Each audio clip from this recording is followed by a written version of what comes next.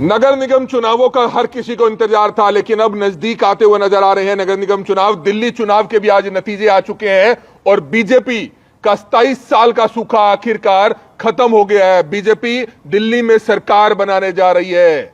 46 से 47 सीटों से ऊपर जो है बीजेपी की जीत हुई है। आम आदमी पार्टी सिर्फ 24-25 सीटों पर रह गई, जबकि कांग्रेस का तो शायद उस स्तर पर खाता भी नहीं खुल पाया। लेकिन बात करें अगर करनाल की, तो करनाल के नगर निगम चुनावों को लेकर कई नाम सुर्खियों में है। लेकिन कांग्रेस की अगर बात करें तो कांग्रेस से मनोज वधवा का नाम भी जो है सुर्खियों में लगातार चल रहा है। इस समय मनोज वधवा जो पहले भी जो है चुनाव लड़ चुके हैं, करनाल नगर निगम से मेयर का चुनाव लड़ चुके हैं, वो आज हमारे करनाल ब्रेकिंग न्यूज के पॉलिटिकल स्टूडियो में पहुंचे। हम उनका स्वागत करते हैं। इस समय आप ये लाइव तस्वीरें देख सकते हैं।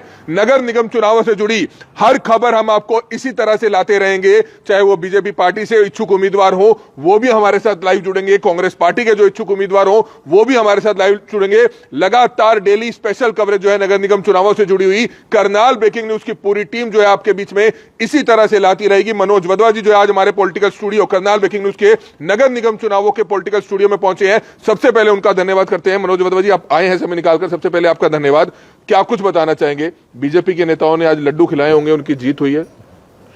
सबसे पहले तो कमल जी, आपका और करनाल ब्रेकिंग न्यूज का आप सभी का बहुत बहुत आभार, और जो हमारे करनाल ब्रेकिंग न्यूज के दर्शक हैं उनका बहुत बहुत आभार। देखिए, चुनाव बीजेपी वाले निश्चित तौर पे जीते हैं, तो उनको आपके माध्यम से मैं उनको बधाई भी देता हूं। और बाकी रही लड्डू खाने की, लड्डू तो खिलाने आए ही नहीं हमारे को। जब खिलाने आएंगे तो जरूर खाएंगे, ऐसी के उसमें कोई वो वाली बात तो है नहीं। तो क्या कुछ कहना चाहेंगे? नगर निगम चुनावों की तैयारियों में जोरों शोरों से जुटे हुए हैं, क्या लगता है पार्टी क्या मौका देगी? हालांकि कल मीटिंग हुई है, उसमें भी नाम उठे हैं, लेकिन और भी उम्मीदवार हैं। आपको लगता है कि आप ही को टिकट मिलेगा? देखिए, ये तो पार्टी हाईकमान के ऊपर डिपेंड करता है कि जो योग्य उम्मीदवार है, जो चुनाव में जीत हासिल कर सकता है, मेरा मानना है कि टिकट पार्टी उसी को देगी या उसी को ही देनी चाहिए। बाकी अगर पार्टी हमारी चुनाव लड़ने की जिम्मेवारी लगाती है तो निश्चित तौर पे चुनाव को लड़ने का काम करेंगे और वो सीट जीत कर पार्टी की झोली में डालने का काम करेंगे। वधवा जी, आसान नहीं है। दिल्ली चुनाव के नतीजों पर आज हर किसी को इंतजार था। कांग्रेस की तो बहुत करारी हार हुई है दिल्ली में, जबकि 10 साल शीला दीक्षित जो है मुख्यमंत्री रही हैं, उसके बाद 10 साल आम आदमी पार्टी की सरकार रही है, लेकिन इतनी करारी हार कांग्रेस की, ऐसा क्यों? देखिए, यहाँ पे जो सरकार बननी है वो करनाल की सरकार बननी है, और जो नगर निकाय के चुनाव होते हैं वो एक तरीके से पंचायती चुनाव होते हैं। उसमें कोई हरियाणा की सरकार या कोई देश की सरकार तो नहीं बननी।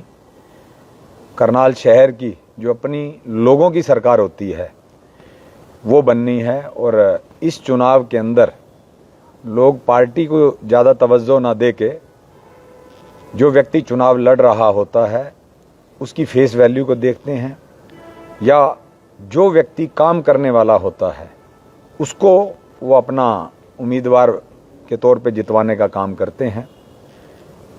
जैसा कि आपको मालूम है कि पिछले जब मैं 13 से 15 तक शहर का डिप्टी मेयर रहा हूं, जनता की लड़ाई हमेशा हाउस की मीटिंग में भी लड़ा करते थे, भले वो विकास का मुद्दा हो या लोगों की जो आवाज़ होती थी, हम उसमें नगर निगम में उठाकर उसको उठाने का काम करते थे उस आवाज़ को। इसलिए मेरा ये मानना है कि वो नतीजे जो चुनाव के आए हैं वो अलग एक मैटर है, और ये जो लोकल सरकार बननी है उसका चुनाव अलग है। आपको क्या लगता है कि कांग्रेस के बहुत से नेता हैं, हालांकि अशोक अरोड़ा जो हैं सीनियर नेता हैं, विधायक भी हैं, और करनाल से उनको प्रभारी बनाया गया है। कल मीटिंग भी की गई थी सभी कांग्रेसी नेताओं की। क्या कुछ उस मीटिंग में फैसला लिया है? क्योंकि कांग्रेस ने ये तो घोषणा कर दी है कि वो सिंबल पे चुनाव लड़ने जा रही है इस बार। हाँ जी, कल अशोक अरोड़ा जी के अगुवाई में कल मीटिंग हुई थी कांग्रेस के कार्यकर्ताओं की। उसमें कांग्रेस पार्टी के सभी जो वरिष्ठ पदाधिकारी थे वो भी आए थे। उसके अंदर सबसे पहले तो उनसे सुझाव मांगे गए, उसके बाद अरोड़ा जी हमें सभी पार्टी के कार्यकर्ताओं को दिशा निर्देश देकर गए हैं और शाम को कल लगभग 4 बजे वहाँ पर दिल्ली हाई कमान के साथ उनकी मीटिंग थी। उसके अंदर एक निर्णय लिया गया कि क्योंकि कांग्रेस पार्टी ने कभी पहले सिंबल के ऊपर चुनाव नहीं लड़े थे, ये पहली बार होगा कि सभी जो मेयर के चुनाव हैं या एमसी के चुनाव हैं पार्टी सिंबल पर लड़ने जा रही है। ये निर्णय कल शाम की मीटिंग में हुआ था और उसके बाद उनके प्रेस रिलीज भी हुई पार्टी की कि जो मेयर के चुनाव हैं और एमसी के चुनाव सिंबल पे लड़ेंगे। इसके अलावा वहाँ पर जो कमेटियां का गठन किया गया चुनाव लड़ने के लिए, क्योंकि कैडर ना होने की वजह से या एक संगठन ना होने की वजह से कमेटियों का गठन किया गया है और उन कमेटियों के माध्यम से पूरे शहर के अंदर वार्ड के इलेक्शन और मेयर का इलेक्शन किस तरह से लड़ना है, किस तरह की रणनीति बनानी है, उसके ऊपर वहाँ चर्चा हुई थी। यही वहाँ पे मीटिंग का रणनीति में बुरी तरह से कांग्रेस भी जुट चुकी है।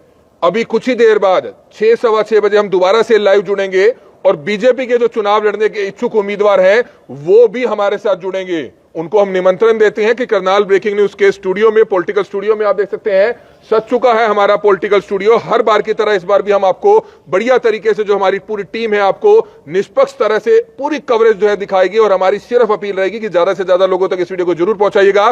जो बीजेपी से भी करनाल नगर निगम के सभी वार्डों से चुनाव लड़ने के इच्छुक हमारे बहन भाई हैं वो पहुंच सकते हैं। 20 से 25 मिनट में दोबारा से यहां पर एक लाइव डिबेट शुरू होगी, उसमें वो शामिल हो सकते हैं, उसमें वो पार्टिसिपेट कर सकते हैं, अपनी बात रख सकते हैं कि अगर उनको पार्षद चुना जाए या उनको अगर मेयर चुना जाए तो शहर के लिए या अपने वार्ड के लिए वो क्या कर सकते हैं। अब सवाल उठता है करनाल कौन बनेगा मेयर 2025 का। मनोज वाधवा जी कुर्सी देख लीजिए, नजर आ रही होगी, बहुत अच्छी है, अच्छी कुर्सी बनाई है ना, बढ़िया। कल को आप कहो कि ये कुर्सी अच्छी नहीं बनाई है, ऐसा तो कुछ नहीं है। ये तो वैसे कुर्सी आपने जो बनाई है ये राजे महाराजाओं के लिए बनाई है। नेताओं के लिए तो कोई भी पॉलिटिकल जो कुर्सी होती है वो राजा महाराजाओं से कुर्सी से कम नहीं होती है। नहीं, हम तो देखिए जनता के सेवक हैं और पिछले 5 सालों के अंदर हमने प्रूव करके भी दिखाया है कि जनता की सेवा करने के लिए ही हम राजनीति में आया था मैं। और निश्चित तौर पे हमें तो कुर्सी का कोई इतना मोह नहीं है, लेकिन ये है कि काम करने के लिए आपको एक पद पे होना बड़ा ज़रूरी है।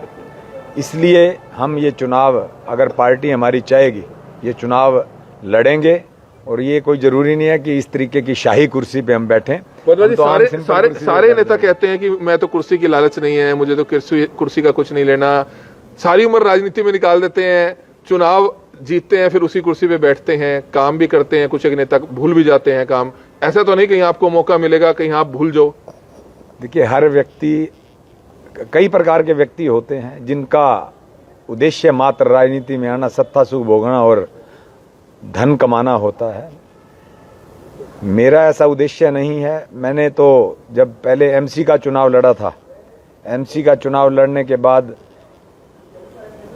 उसके बाद डिप्टी मेयर बनने के बाद मैंने अपने आप को प्रूव करके दिखाया है कि हम लोग सत्ता के भूखे नहीं हैं, सेवा भाव से राजनीति में आए हैं और सेवा करने के लिए। क्योंकि पिछले 5 साल का अगर मेरा रिकॉर्ड देखेंगे आप, 13 से 18 तक के बीच में, कोई भी व्यक्ति आपको ये कहे कि मनोज के पास हम काम करवाने के लिए गए हैं, उसने किसी प्रकार की लापरवाही या कोताही बरती है तो मैं बिल्कुल राजनीति छोड़ दूंगा। या कोई एक बात ये कह दे कि किसी प्रकार का उसने लालच रखा है या कोई पैसा टका, कोई रिश्वत, कोई कमीशन खाई है, तो भी मैं आज के बाद राजनीति से। उम्मीदवार बहुत हैं करनाल में, बहुत से उम्मीदवार हैं जो चुनाव लड़ना चाहते हैं। ऐसे बीजेपी में भी जो है 14 से 15 उम्मीदवार जो है मेयर के हैं जिन्होंने आवेदन भरे हैं। अभी एक एक कर सभी वो भी हमारे साथ रोजाना लाइव डिबेट में शामिल होंगे। ऐसे ही कांग्रेस में भी बहुत हैं। गाबा परिवार भी चाह रहा है कि उनको टिकट मिले, अशोक खुराना जी भी चाह रहे हैं, संजय चंदेल भी चाह रहे हैं, और भी बहुत से नेता हैं जो चाह रहे हैं कि उनको कांग्रेस की टिकट मिले मेयर की। तो क्या कहना चाहेंगे? देखिए, ये तो हाई कमान ने फैसला करना है। मैंने अभी पहले भी कहा है आपको, जो भी पार्टी डिसीजन लेगी या जो पार्टी को लगेगा कि योग्य उम्मीदवार है वो मेयर का चुनाव लड़के जीत सकता है, तो बिल्कुल मैं आपके माध्यम से हमारी पार्टी तक ये संदेश भी देना चाहता हूँ कि बिल्कुल टिकट उसी को दें जो चुनाव जीत सकता है। कोई ये तो नहीं है कि भाई हमारा कोई पता लिखा हुआ है, कोई हमारे नाम की रजिस्ट्री हुई है, भाई हमें ही टिकट मिलनी चाहिए, ऐसा नहीं है। मैं तो ये कहूँगा जो व्यक्ति पार्टी को जितवा सकता है उसको टिकट दें। और भाई गाबा जी भी हमारे भाई हैं, खुराना जी भी भाई हैं, सागर भाई भी भाई है। अगर मान लिया उनमें से कोई किसी को भी टिकट मिलती है तो निश्चित तौर पे मैं तो एक पार्टी का कार्यकर्ता होने के नाते जैसे अपना चुनाव लड़ूंगा उसके उसी प्रकार उनका चुनाव भी लड़ेंगे। एक सवाल आपसे पूछना चाहेंगे, कांग्रेस के बारे में लोग सवाल पूछ रहे हैं कि 3 महीने तो हो चुके हैं, चुनाव खत्म हुए, 3 महीने से ऊपर का समय हो चुका है, अभी 100 दिन बीजेपी सरकार ने उसको सेलिब्रेट किया। 3 महीने बाद भी आप संगठन नहीं बना पा रहे, विपक्ष का नेता नहीं बना पा रहे, 10 साल हो चुके हैं बगैर संगठन के, इस बार भी बगैर संगठन के ही चुनाव लड़ोगे? देखिए, ये वैसे तो क्वेश्चन तो बड़े नेताओं का है। हम तो करनाल लोकल लेवल पे नगर निगम की राजनीति के लिए, वहाँ का चुनाव लड़ने के लिए यहाँ पर करनाल के अंदर जो चुनाव लड़ने जा रहे हैं। बाकी विपक्ष का नेता देखो, अब कर्नाटका के अंदर जब कांग्रेस की सरकार बनी थी तो बीजेपी ने भी 6 महीने के बाद ही बनाया था अपना विपक्ष का नेता। ये तो कोई नहीं, कई परिस्थितियाँ कई बार ऐसी हो जाती हैं। तो विपक्ष का नेता मार्च में, जैसे पार्टी हाईकमान ने बोला है कि विपक्ष का नेता मार्च के अंदर हम बना लेंगे। और बाकी रही संगठन की बात, संगठन भी अब धीरे धीरे, देखिए पीछे संगठन की वजह से, ना होने की वजह से पार्टी की सत्ता आते आते रह गई। और निश्चित तौर पे मेरा ये मानना है कि हाईकमान अब संगठन भी बनाने का काम करेगा। सुमिता सिंह जी हैं, त्रिलोचन सिंह जी हैं, और नेता हैं, क्या साथ देंगे अगर आपको टिकट मिलता है? बात हुई आपसे? देखिए, बिल्कुल सबकी बात हुई है और इस बार बिल्कुल एकजुट होकर पार्टी के सभी जितने भी बड़े नेतागण हैं, पदाधिकारी हैं, कार्यकर्ता हैं, जोर लगाकर एक कैंडिडेट जिसका नाम टिकट के लिए नॉमिनेट होगा उसको जितवाने का काम करेंगे। इसमें कोई भी इस बार कोई कताई बरतने वाला कोई काम रहेगा ही नहीं। आप देखेंगे एक नए रूप में कांग्रेस पार्टी निगम का चुनाव लड़ेगी और अपने कैंडिडेट ज्यादा से ज्यादा जितवाकर नगर निगम के हाउस में भेजने का काम। एक सवाल आपसे और पूछना चाहेंगे, करनाल कॉन्स्टिट्यूएंसी लोकसभा 9 विधानसभा है, 9 के 9 एमएलए बीजेपी के हैं। करनाल जिला 5 विधानसभा है, 5 के 5 एमएलए बीजेपी के हैं। इतना आसान नहीं है इस बार चुनाव। नहीं, आसान चीजें तो वैसे भी हमें तो, वैसे मेरे को तो आसान चीजें पसंद नहीं है, बिल्कुल इसमें कोई दो राय नहीं है। लेकिन उसके बावजूद भी अब लोग देख ही रहे हैं। देखिए, 10.5 साल के अंदर ये मानते हैं कि लोगों ने बीजेपी को चुना है, लेकिन आम जन आज इतना ज़्यादा परेशान है, किसी भी लेवल पे कोई काम नहीं हो पा रहे हैं। आप देखिए, अगर डेवलपमेंट की बात करें तो शहर के अंदर जितनी भी सड़कें हैं, कोई ऐसी सड़क नहीं है जो साबुत हो। सभी जो सड़कें हैं टूटी हुई हैं। एक पुल बनाया जा रहा है और फ्लाईओवर बनाया जा रहा है जो सिंगल पिलर पे। देखिए, मेरा ये मानना है कि पहले भी इसके लिए बनाने के लिए सरकार ने कदम आगे बढ़ाया था, लेकिन जब चुनाव आया तो वो वहाँ से वो अपने जो सामान था वो उठाकर ले गए थे, क्योंकि लोग विरोध में थे। और जैसे ही चुनाव उन्होंने वोट हथियाए, उसके बाद फिर दोबारा से उन्होंने जीतने के बाद दोबारा से वो पुल बना रहे हैं। मैं, ऐसा नहीं है कि पुल के विपक्ष में हूँ, फ्लाईओवर के उसके मैं विरोध में नहीं हूँ, लेकिन मेरा ये मानना है जो वहाँ के भुगत भोगी लोग हैं उनको जरूर पूछना चाहिए था इनको, भाई आपको फ्लाईओवर की आवश्यकता भी है या नहीं है। देखिए, कोई ऐसा इतना जो ट्रैफिक व्यवस्था जो खराब थी, वो कोई ये नहीं है कि भाई पुल बनेगा तब ठीक होएगी। आप ये देखिए, व्यर्थ की जो इन्होंने रेड लाइट लगा रखी हैं, इतना पैसा जो खर्च किया है उन्होंने, आप उसका कोई औचित्य बनाओ, बताओ, कोई ट्रैफिक व्यवस्था में सुधार आया हो तो बताओ, बल्कि ज़्यादा जाम की स्थिति हो गई है शहर के अंदर।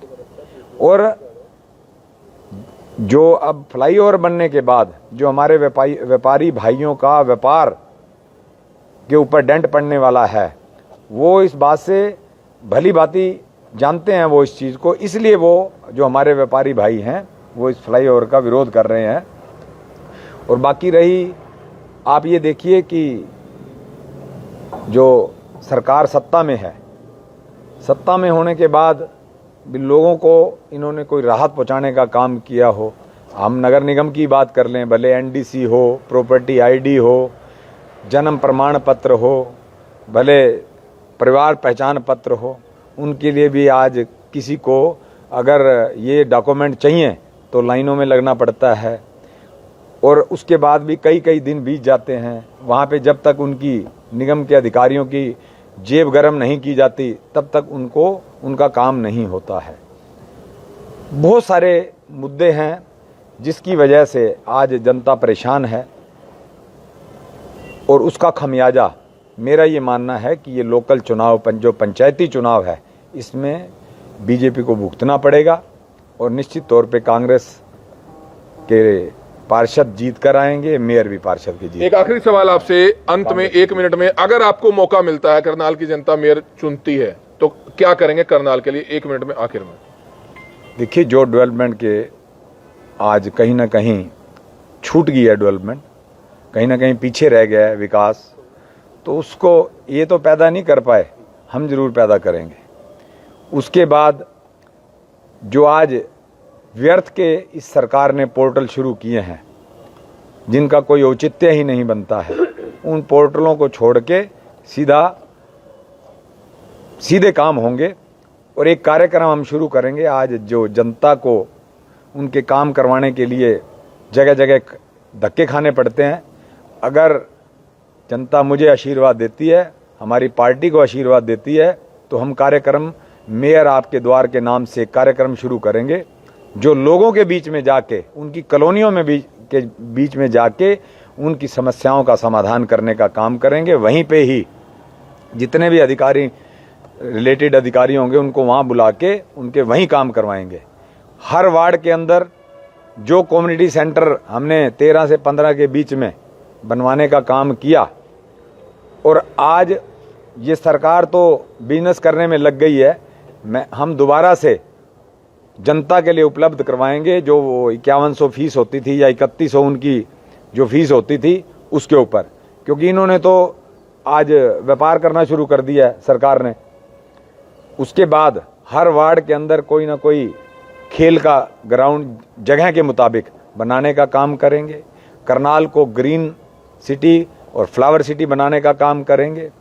जो कहीं ना कहीं विकास के मामले में पीछे रह गया है, और भी जो भी काम पेंडिंग ये सरकार नहीं कर पा रही है, उनको पूरा करवाने का काम करेंगे। उसके बाद बहुत सारे ऐसे मुद्दे हैं जो सभी जनता के सामने मुंह उठाए खड़े हैं, उन सभी मुद्दों के ऊपर शहर को राहत दिलाने का, जनता को राहत दिलाने का काम करेंगे। तो बिल्कुल आप देख रहे थे मनोज वधवा, जो कांग्रेस के नेता हैं, मेयर चुनाव लड़ने के इच्छुक उम्मीदवार हैं, और ऐसे उम्मीदवारों से लगातार हम बात करते रहेंगे। कुछ ही देर में दोबारा से हम आपके बीच में पहुंचेंगे।